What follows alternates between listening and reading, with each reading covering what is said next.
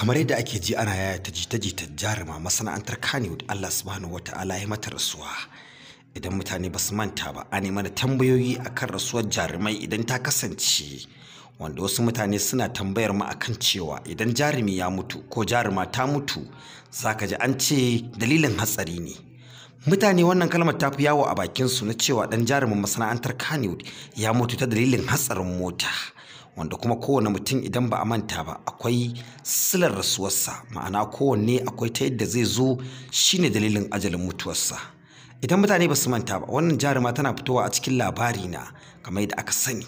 Maryam Waziri jaruma ce a masana'antar Kannywood, musamman an fi sanin ta a bangaren labari na, wanda ta yi shura a hakan kuma ta yi aure a cikin wannan layi. Hakan ya ba da damar jaruman masana'antar Kannywood aka cire ta akan layin jarumai da suke yin fina-finai a lokacin. Bayan yin aurenta kuma ta haihu, an gani tare da mijinta a inda suka yi hoto tare da ƙaninsa, kuma tana riƙe da jinjirinta. Amma kowane mutum akwai wa'adinsa, akwai lokacinsa.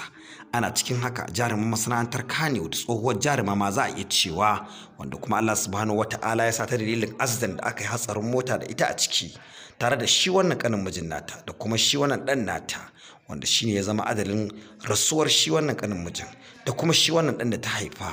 Wanda kuma ita a yanzu haka tana asibiti tana karɓar magani, kamar da wasu mutane suke tambayar cewa me gaskiyar al'amari game da rasuwarta. Amma dai fuskarta abin ba kyan gani, duk wani mutum mai tausayi zai tausaya wa abin da ya samu fuskar wannan jaruma.